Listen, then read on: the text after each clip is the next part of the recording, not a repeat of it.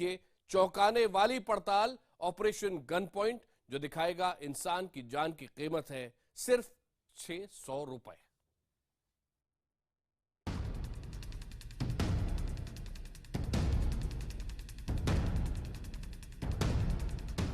पिस्तौल उठी, निशाना लगा, ट्रिगर दबा, डेटोनेटर ने बारूद पर वार किया, भरपूर ऊर्जा पैदा हुई और गोली दंदनाते हुए, नाचते हुए बाहर निकली।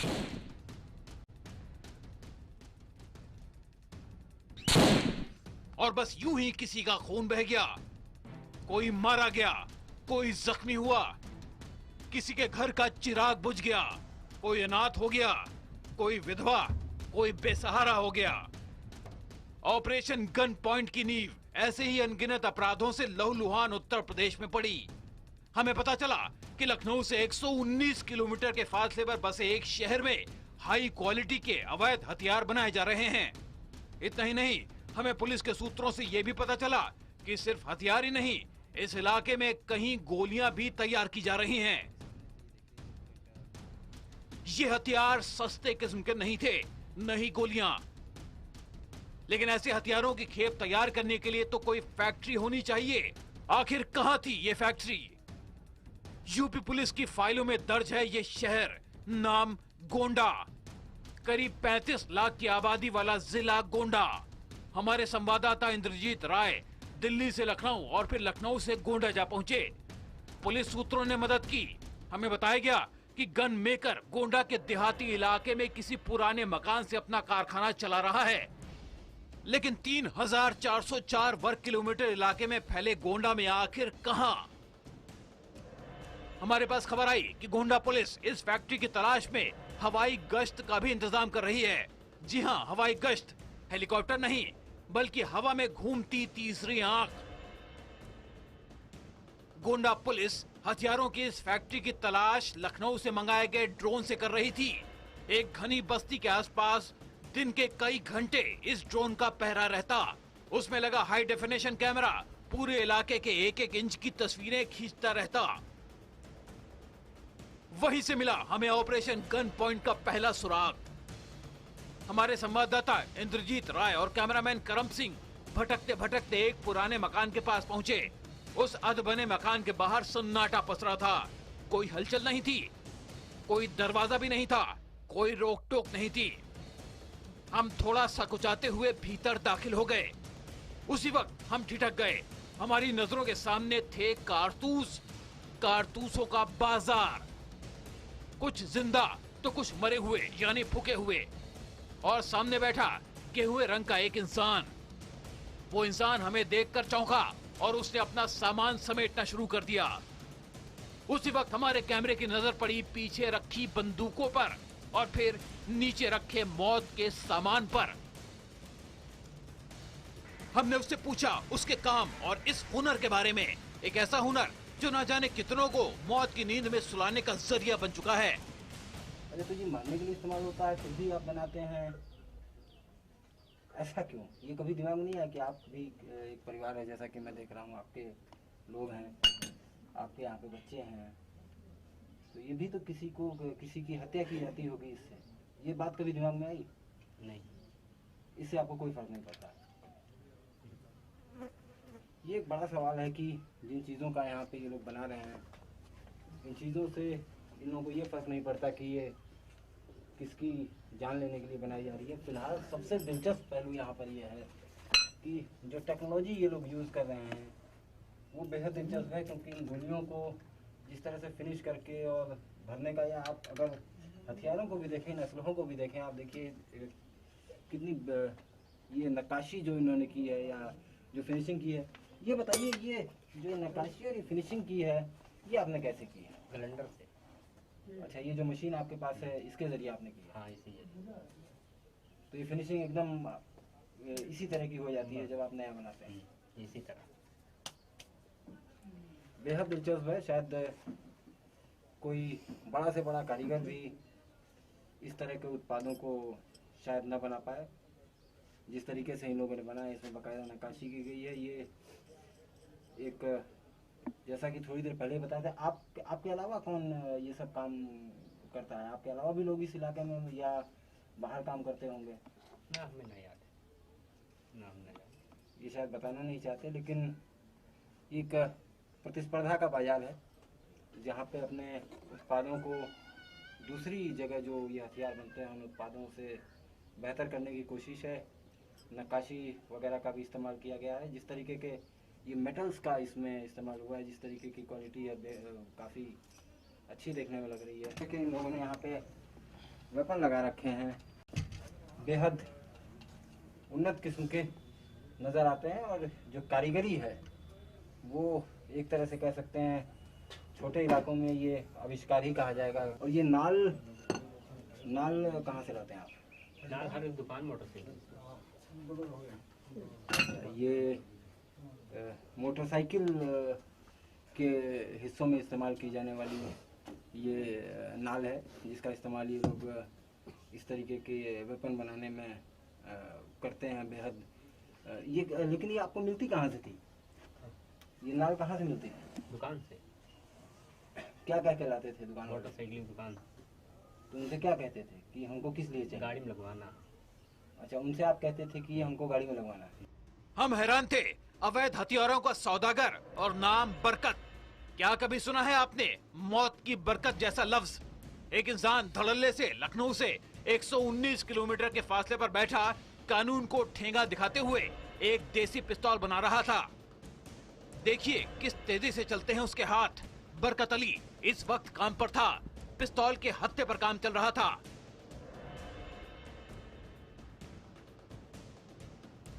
वो अहम हिस्सा जिसे पकड़कर आप निशाना साधते हैं और गोली चलाते हैं।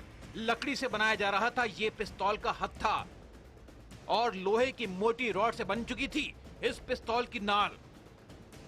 सिर्फ पिस्तौल की नाल ही नहीं, ट्रिगर और चैम्बर बनाने में भी बरकत अली को जैसे बरकत हासिल है। हमारे होश उड़े हुए थे। पहली बार हम अपने दर्शकों को दिखा रहे हैं कैमरे पर मौत का ऐसा अवैध हथियार बनाते हुए। अब बारी थी बड़ी बंदूक की। जी हाँ, एक ऐसी बंदूक जिसे देखकर लोग डरें, खौफ का नया साम्राज्य कायम कर दे जो बंदूक। वो बंदूक भी इस बरकत अली के हाथों का ही कमाल था। आखिर कैसे इतनी सफाई से पिस्तौल या बंदूक दोनों बना दिए जा रहे हैं? इनकी सबसे जो बेहतरीन टेक्निक है वो ये बुलेट है। इस बुलेट का जो पीछे वाला पार्ट है, जब ये फायर हो जाता है तो ये लोग इसको, ये आप देख सकते हैं, ये फायर्ड बुलेट है। उसके बाद ये लोग इसको बड़ी ही बारीकी से इन्होंने इसको ये तैयार किया है। ये आमतौर पे ये कोई नहीं कह सकता कि इस तरह की छोटी फैक्ट्रियों में या इस तरह के लोग जो इस छोटे शहरों में हथियारों का काम कर रहे हैं वो लोग इसे कर पाते होंगे। और ये सामने से ये देखिए, ये बुलेट फायर है, लेकिन पीछे से ये पूरी तरह इसको फिनिश किया गया है। इसी तरह ये छोटे इक्विपमेंट्स, बुलेट के पीछे जो फायर वाला हिस्सा है वो इन लोगों ने, ये देखिए, और इसकी जगह जो इसका रिप्लेसमेंट है इसमें चेंज करने वाला वो ये है, ये लोग बुलेट में इस्तेमाल करते थे। इसके अलावा बारूद कौन सा इस्तेमाल करते थे? बारूद दिखाइए। बारूद दिखा दो, वो वाला वो डिब्बा में। हाँ, ये गंधक 16 लाकर पीस बनाई ली है। ये बारूद है, इसको समझने की कोशिश करते हैं किस तरह का बारूद है। गोंडा शहर के एक गुमनाम से टूटे फूटे मकान में मौजूद था IBN7 का कैमरा और उस पर दिख रही थी खून बहाने वाले हथियारों की ऐसी अवैध मेकिंग। अवैध हथियारों का बाजार भारत में बहुत बड़ा है। कहा जाता है कि भारत में जितने लाइसेंसी हथियार हैं उससे 400 गुना ज्यादा तक गैर लाइसेंसी, गैर कानूनी देसी हथियार मौजूद हैं। जरा सोचिए, अपराधियों के लिए स्वर्ग से क्या कम है ये पिस्तौल मेकर। छोटी देसी पिस्तौल सिर्फ 3500 रुपए में। वहीं अगर आप सरकारी रिवॉल्वर खरीदना चाहते हैं सरकारी दुकान से लाइसेंस के साथ, तो वो मिलती है 65,000 से लेकर 2.5 लाख रुपए में। वहीं बरकत अली की बड़ी बंदूक यहाँ मेड इन गोंडा स्टोर में सिर्फ 5,000 रुपए में मिलेगी। वहीं आप सरकारी हथियार स्टोर से ऐसे बंदूक के चुकाएंगे 50,000 रुपए। लेकिन एक हथियार लाइसेंस के बिना अवैध, गैर कानूनी, किसी का भी खून बहाने में सक्षम। वहीं दूसरा हथियार लाइसेंस शुदा, लाइसेंस के साथ अपनी सुरक्षा की खातिर। गैर कानूनी हथियारों का ये बाजार दिन दूनी रात चौगनी रफ्तार से बढ़ रहा है, लेकिन हथियारों की ये खेप बारूद के बिना अधूरी है। हम हैरान थे, इस गन फैक्ट्री में गोलियों की भी सेल लगी थी। अमूमन गांव देहात में देसी हथियार तो बनते हैं, लेकिन गोलियों को बनाने की महारत उन लोगों में नहीं होती। गोली यानी बुलेट को बनाने में खासा जोखिम है, उसमें बारूद भरना पड़ता है, वो भी दबाव के साथ। तो फिर आखिर यहाँ इतनी सारी गोलियां क्या कर रही थी? कुछ जिंदा थी तो कुछ फूके हुए कारतूस थे। क्या फूके हुए कारतूसों को यहाँ नया जन्म दिया जा रहा था? खुद ही देखिए। ये तस्वीर थी उस उत्तर प्रदेश की जिसे कभी कभी कोशिश की जाती है उत्तम प्रदेश बताने की, लेकिन ये देखिए कि उत्तर प्रदेश कैसे गणतंत्र का अड्डा बन चुका है। देखते हैं इस राज्य में वो कौन कौन से इलाके हैं जहां खबरों के मुताबिक देसी हथियारों के ठिकाने हैं। इस लिस्ट में पहला नाम आता है मुजफ्फरनगर का, जो अपराध के लिए उत्तर प्रदेश भर में बदनाम है, और इसके बाद हापुड़ जिले का पिलखुआ का। अवैध हथियार फैक्ट्री की लिस्ट में तीसरा नाम है गाजियाबाद के डासना का, यानी देश की राजधानी के बहुत करीब। चौथी बदनाम जगह है शामली, यह भी अवैध असलहों के लिए मशहूर है। इसके अलावा मेरठ, जी हां, दिल्ली से सिर्फ 65 किलोमीटर दूर मेरठ भी बन चुका है अवैध हथियार फैक्ट्री का गढ़। उसके बाद एक और बड़ा शहर बुलंदशहर, यह शहर भी अपने अवैध हथियारों के लिए बदनाम हो चुका है। अवैध असलहे की फैक्ट्री वाली लिस्ट में एक चौंकाने वाला नाम है श्री कृष्ण की नगरी मथुरा का। इसके अलावा आजमगढ़ लंबे समय से अवैध हथियारों के अड्डे के रूप में जाना जाता है, वही आजमगढ़ जहां आतंकवाद से जुड़े मामलों में कई बार छापे पड़ चुके हैं। हथियार तैयार करने वाली फैक्ट्री की लिस्ट में बिहार के पास बलिया का नाम भी है। यूपी का बस्ती जिला गलत तरीके से असलहे तैयार करने के लिए बदनाम है, और नाम आता है फर्रुखाबाद का भी। फर्रुखाबाद के आसपास भी अवैध हथियार तैयार होते हैं, लेकिन इस लिस्ट में सबसे चौंकाने वाला नाम है इटावा। जी हां, वो इलाका जो मुलायम सिंह यादव और मुख्यमंत्री अखिलेश यादव का गढ़ है, वहां भी अवैध तरीके से हथियारों की फैक्ट्री चलती है। इसके अलावा एटा में भी हथियार फैक्ट्री का खुलासा हुआ है।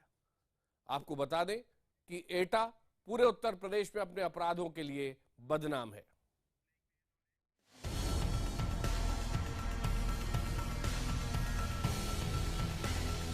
देखा आपने, गोली बनाने का नायाब तरीका, फूके हुए कारतूस को नया जन्म देकर फिर मौत देने वाली बुलेट बनाने का तरीका। सब कुछ देसी, घरेलू, ना कोई बड़ी मशीन, ना कोई बड़ा तकनीशियन। बरकत अली की एक गोली की कीमत है 600 रुपए। बाजार में नई गोली खरीदने जाइएगा तो मिलेगी 1500 रुपए में, वो भी लाइसेंस दिखाने के बाद। मेड इन गोंडा गजब था, सस्ता और टिकाऊ। माल खपाना इस इंसान के लिए बेहद आसान था। उसे खरीदारों की कमी नहीं। नए ऑर्डर आने पर उसकी मोबाइल फैक्ट्री खुल जाती, 2 सहयोगी साथ आ जाते, किसी भी खाली इलाके या मकान में हथियार बनाए जाते और डिलीवरी के साथ खेल खत्म। बारूद से ऐसी बाजीगरी हमने पहले नहीं देखी थी। ये सौदागर मौत का सामान ऐसे बनाते थे जैसे किसी खानदानी विद्या को सहेज रहे हों। हमसे रहा नहीं गया। उन्हें बातचीत के लिए रजामंद करने के बाद हमने पूछा, क्या उन्हें इस बात का गुमान नहीं है कि उनके ये हथियार किसी की जान लेते हैं, खून बहाते हैं, समाज में घृणा और द्वेष फैलाते हैं, इंसान इंसान के बीच खून की लकीरें खींच देते हैं, देश को कमजोर करते हैं। इस हथियार का क्या इस्तेमाल है? ये किस लिए ये किस लिए इस्तेमाल होता है? अब जाते हैं अपन लेकर, या शादी ब्याह में दागें या कुछ भी करें। आपको इससे मतलब नहीं है? इससे नहीं मतलब। आपको मालूम है इससे लोगों की जान ली जाती है, इससे अपराध किया जाता है। इससे आपने कभी दिमाग में सोचा? नहीं, कब्बो नहीं। अरे तो ये मारने के लिए इस्तेमाल होता है, फिर भी आप बनाते हैं, ऐसा क्यों? ये कभी दिमाग में नहीं आया कि आप भी एक परिवार है, जैसा कि मैं देख रहा हूँ आपके लोग हैं, आपके यहाँ पे बच्चे हैं, तो ये भी तो किसी की हत्या की जाती होगी इससे। ये बात कभी दिमाग में आई? नहीं। इससे आपको कोई फर्क नहीं पड़ता है?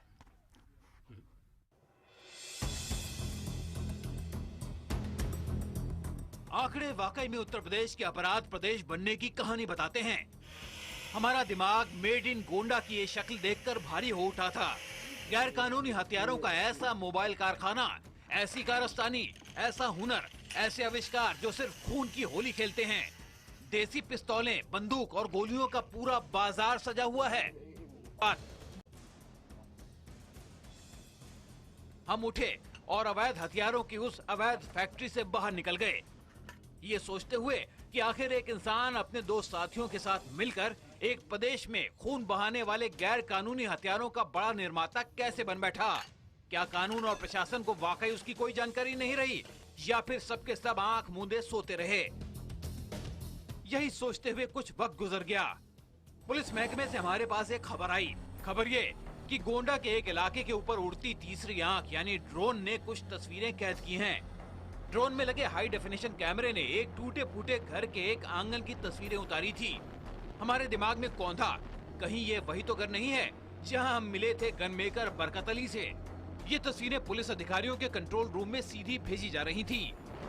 पुलिस ने निगरानी बढ़ा रखी थी और अब वो उस घर पर छापा मारने की तैयारी में थी। हमारी कैमरा टीम दोबारा वहां पहुंची। हमने देखा पुलिस की गाड़ियों का काफिला। रेड पड़ चुकी थी। ये वही मकान था जहां बरकत अली का कारोबार फैला था, जहां वो मौत का सामान बनाकर अपराध की काली दुनिया को सप्लाई कर रहा था। इस बार वो भाग नहीं पाया, पकड़ा गया। पुलिस भी उसके पास मिले सामान को देखकर हैरान थी। बरकत अली अपने दो साथियों समेत गिरफ्तार कर लिया गया। ऑपरेशन गन पॉइंट पूरा हो चुका था। मौके से पुलिस को 3 बड़े हथियार, 4 छोटे हथियार, हथियार बनाने वाली मशीनें, 160 जिंदा कारतूस, 700 ट्रिगर पॉइंट, 238 इस्तेमाल किए गए ट्रिगर पॉइंट, हत्था बनाने वाली लकड़ी, बंदूक की नाल, बारूद, छर्रे और बंदूक बनाने वाला कच्चा माल मिला। इसके बाद पुलिस बरकत अली और उसके गैंग को लेकर मीडिया के सामने पेश हुई।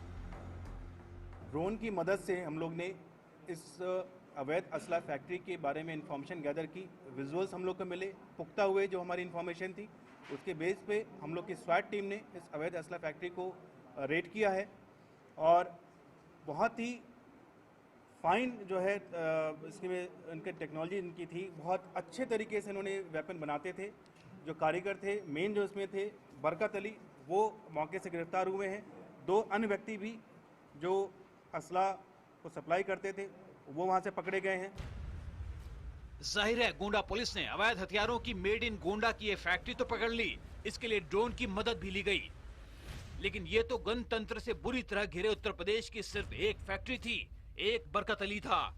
आंकड़े बताते हैं कि ऐसी दर्जनों फैक्ट्रियां कई शहरों में चल रही हैं और न जाने ऐसे कितने बरकत अली रोज मौत का कितना सामान धड़ल्ले से बना रहे हैं।